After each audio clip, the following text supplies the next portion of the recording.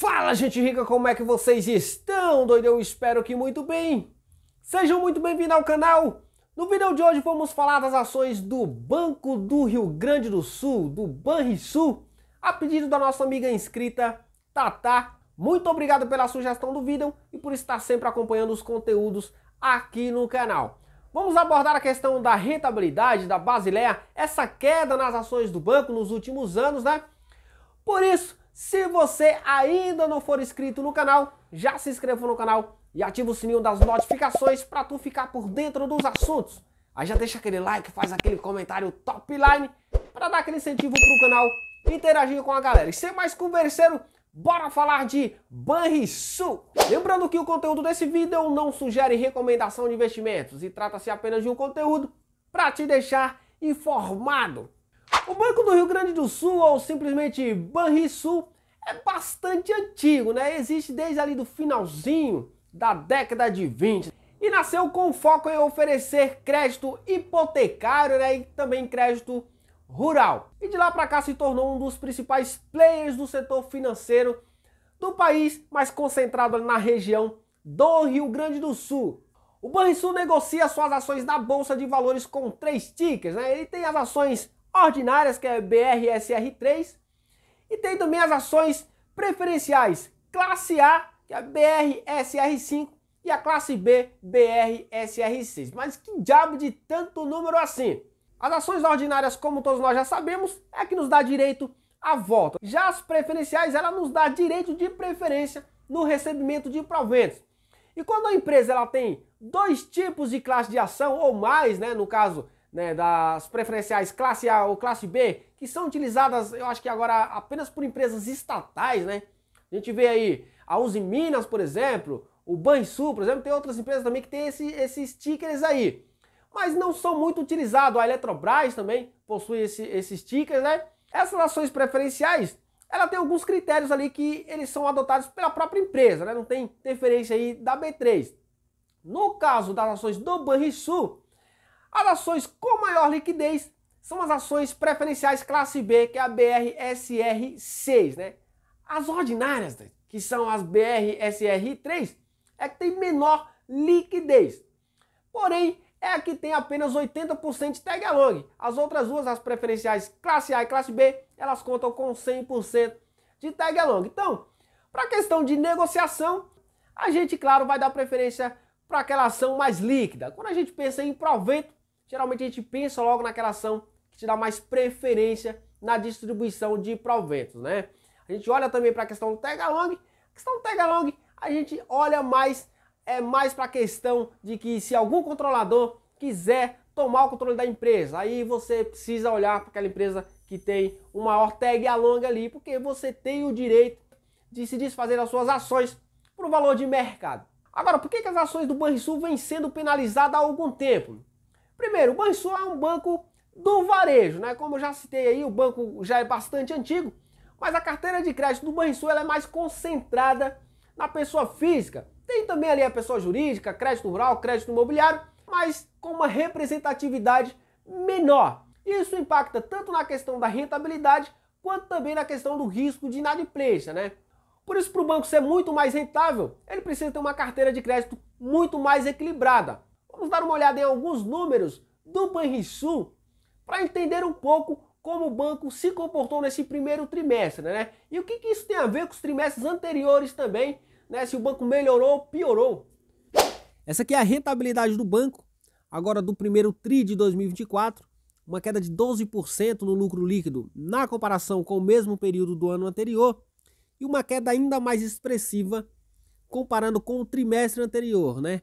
Nós vemos aí que o banco havia reportado 304 milhões de lucro líquido no quarto TRI de 2023 e agora 187,6 milhões de reais.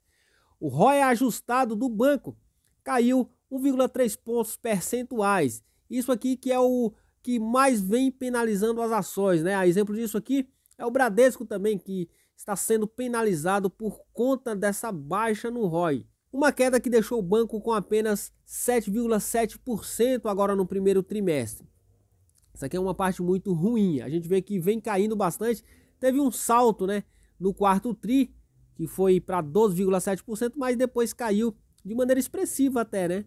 A gente vê que tem oscilado bastante, né? 9% no primeiro tri do ano passado, depois 9,6%, depois caiu para 5,4%, uma queda bastante expressiva, depois subiu para 12,7% no quarto tri e agora caiu para 7,7%. Essa questão do ROI aqui do Banrisul é um ponto que tem penalizado bastante aí os resultados do banco, né?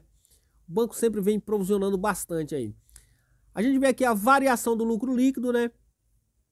Nós vemos a margem financeira de 186,1 milhões de reais, a provisão de crédito de 122 milhões, né? As despesas administrativas de 54,5. A gente vê outros e mais tributos aí de 135 milhões, resultando nesse lucro líquido de 187,6 milhões de reais agora no quarto trimestre. Nós vemos que a margem financeira, né, e os ativos rentáveis do banco, que é a NIM, ela teve um crescimento de 22,9%. A variação dessa margem financeira agora no primeiro trimestre ficou em 1.536 milhões 300 mil reais. A gente vê um crédito de pouco mais de 1.171 milhões de reais, um valor de 244 milhões em tesouraria, uma recuperação de crédito aí de 120,9 milhões de reais, finalizando o trimestre com 1.536 milhões,3 mil reais. O que a gente sempre olha no resultado dos bancos é a carteira de crédito, né? Se ela está melhorando ou piorando. Aqui no caso do Banrisul, melhorou 7,5% o saldo da carteira de crédito. O banco chegou numa carteira de crédito com o valor de 53,9 bilhões de reais. Aí aqui a gente vê a composição dessa carteira de crédito do Banrisul. A maior parte dessa carteira ela é composta por crédito com pessoas físicas, né? Representando 48%. Depois nós temos aí pessoas jurídicas que entram aí, pequenas e médias empresas, né? O banco também oferece crédito rural, depois tem crédito imobiliário e outros tipos de créditos, né? Nós vemos um crédito rural crescendo 37,1% e um crédito imobiliário 15,7%. Mas mesmo assim, a maior parte dessa carteira de crédito do Banrisul é composta por pessoas físicas, o que deixa aí uma carteira mais exposta ao risco, né? A inadimplência. A carteira de crédito colateralizada pessoas físicas cresceu em março aí 75,7%. Isso aqui é bom porque o banco já é exposto demais ao crédito para pessoas físicas. Então, colateralizando essa carteira, ou seja, oferecendo esse crédito com garantia, minimiza um pouco esse risco aí. Aqui nós vemos a qualidade do crédito, né? Como eu falei, uma carteira de crédito mais composta por pessoas físicas, ela fica mais vulnerável aí. E aqui nós vemos que a inadimplência cresceu, né? Em todas as linhas aí praticamente. A única que quase que se manteve estável aí, por incrível que pareça, foi pessoas físicas, mas mesmo assim ainda cresceu essa inadimplência, né? Pulando aí de 1,8% para 2%. A inadimplência pessoas jurídicas cresceu aí de 2,6% para 3,7%, bastante coisa, né? Isso aqui é até contraditório, né? Porque geralmente pessoa física oferece um risco maior, né? Se bem que com a nossa economia do jeito que está, as empresas estão passando por muita dificuldade, então o risco de calote aí, o risco de inadimplência tem aumentado bastante. No total a inadimplência saltou de 2 para 2,4%.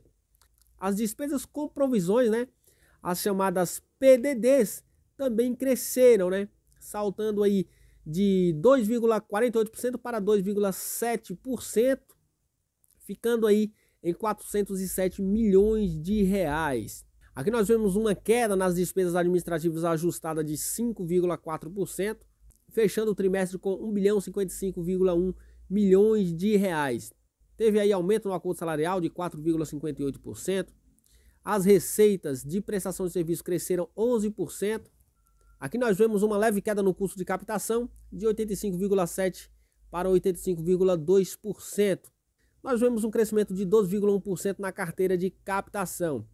E a maior parte dessa carteira de captação ela é composta aí por depósitos a prazo, né? Aí depois vem poupança, depósitos à vista, recursos em letras e outros, né, outros recursos aí que o banco acaba utilizando para se capitalizar. Outro dado bastante importante, que é onde a gente tem uma ideia da saúde do banco, né, é a Basileia, né? E nós vemos uma Basileia que ela vem mais ou menos aí em linha, né? Desde março de 2023, né? Praticamente se manteve estável com leve crescimento aí de 17,3% para 17,63% a Basileia e saltou no trimestre de 16,76% para esses 17,63%. É uma Basileia até ok, né? Considerada aí ok. Na demonstração consolidada dos resultados, nós vemos a receita de intermediação financeira caindo 4,9%, as despesas caindo 9,8%, o resultado de intermediação financeira crescendo 4%, provisão para perdas esperadas de ativos financeiros cresceu 87,7%, isso aqui impacta no lucro, né? Outras receitas operacionais cresceram 11,7%, o resultado operacional teve uma queda de 42,3%, o resultado antes da tributação teve uma queda de 42,3%. O imposto de renda e contribuição social caiu 64,9%. E a participação dos empregados no resultado teve uma queda aí de 12,6%. Resultando numa queda de 38,3% no lucro líquido na comparação trimestral, 2% na comparação anual, né? O lucro, como já dito, ficou em R$ 187.552.000. Uma queda aí bastante grande na comparação trimestral. Na comparação anual também, né? Foram alguns milhões aí essa queda de 12%. Como nós podemos ver, o resultado não foi dos melhores, né? O Banrisul está tendo um lucro aí de banco digital, ou melhor, tem banco digital aí lucrando o dobro disso daí, né? 187 milhões de reais é pouca coisa. Aí o que o mercado está vendo? O ROI do Banrisul, ele vem caindo de maneira constante.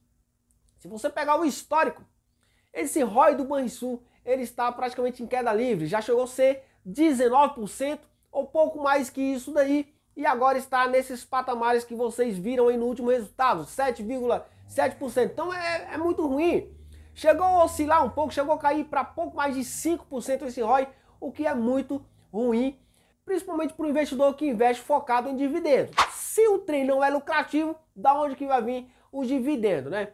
Então são duas coisas principais que têm impactado na questão da performance do Banrisul, né? A questão da rentabilidade, né? O ROI vem caindo bastante, e também a carteira de crédito do Banrisul, ela não é uma carteira de crédito para encher os olhos, né? E o mercado, é lógico, tem vários outros players aí com performance operacional melhor. Então, é questão de analisar com muito cuidado. A gente olha para uma Basileia que é até ok, né? Uma Basileia de 17%, mas os outros fatores têm ofuscado essa questão aí da Basileia do Banrisul. É um banco que paga dividendo, a galera que investe mais por conta disso daí.